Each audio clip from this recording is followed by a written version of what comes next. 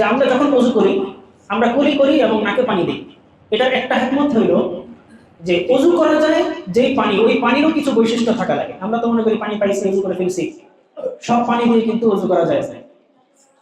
যেমন ধরেন আপনি এক বালতি পানি দিচ্ছেন, পানি বাথরুমে জমা করে রাখছেন, এখন হুট করে আপনার কারেন্ট চলে গেছে আর পানি আসতেছে না। এখন ঘটনা করে ওই বালতির পানি যে আছে, পানির মধ্যে আপনি সার্ফ এক্সেল মিক্স করছেন, মিক্স করে তারপরে রেখে দিচ্ছেন, কাপড় ভিজে গেল। এখন ওযুর সময় হয়ে গেছে, নামাজের সময় হয়েছে, ওযু করবেন। এখন এটাও তো পানি, এখন এটা দিয়ে কি আপনি ওযু করতে পারবেন কিনা?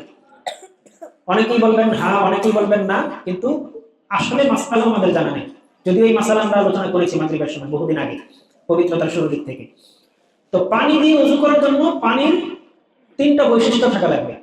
একটা হচ্ছে পানির রং, পানির কালার ঠিক থাকা লাগবে।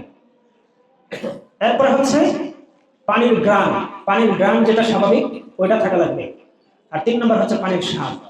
এই তিনটা বৈশিষ্ট্য, অর্থাৎ নরমাল পানির যেই রং থাকে, যেই ঘ্রাণ থাকে, যেই স্বাদ থাকে, এটা হচ্ছে ওযু করার জন্য বৈশিষ্ট্য। এখন যদি এই তিনটা থেকে কোনো একটা বৈশিষ্ট্য চলে যায় তাও চলবে। একটা বৈশিষ্ট্য যদি ছুটে যায়, যেমন পানির রং, ঘ্রাণ, স্বাদ, এই তিনটা বৈশিষ্ট্য থেকে একটা ছুটে গেছে, রং পরিবর্তন হয়ে গেছে যে কোনো কারণবশত, ধরেন এক বদনা পানি, এর মধ্যে ঘটনাক্রমে এক গ্লাস দুধ পড়ে গেছে, যার ফলে পানিটা সাদা হয়ে গেছে। কিন্তু আপনি পানিটা মুখে দিয়ে দেখলেন যে ঘ্রাণও ঠিক আছে, স্বাদও ঠিক আছে, পানির মতোই আছে, তাও এটা দিয়ে ওযু করা যাবে। কিন্তু যদি দুইটা বৈশিষ্ট্য পরিবর্তন হয়ে যায়, দুইটা বৈশিষ্ট্য যদি পানির পরিবর্তন হয়ে যায়, তখন আর সেটা দিয়ে কি ওযু করা যাবে না। এখন দুধটা পড়ার পরে আপনি দেখলেন পানির কালারও পরিবর্তন হয়ে গেছে, আবার ঘ্রাণও পরিবর্তন হয়ে গেছে, কিন্তু স্বাদ ঠিক আছে, পানির মতোই আছে, কিন্তু এটা দিয়ে কি আপনি ওযু করতে পারবেন না। এটা হলো মাসআলা।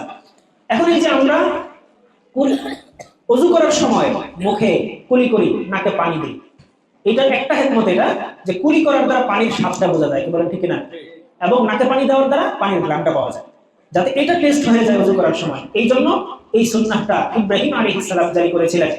মুফাসসিরিনে কেরাম এবং মুহাক্কিকগণ এই বিশ্লেষণ দিয়েছেন, এই ব্যাখ্যা দিয়েছেন, যাতে করে ওযুর যে বৈশিষ্ট্য আর আরেকটা যে বৈশিষ্ট্য, ওটা তো চোখেই দেখা যায়। যখন আপনি পানির দিকে তাকাইছেন, ওটা তো আর মুখে দেওয়া লাগে না।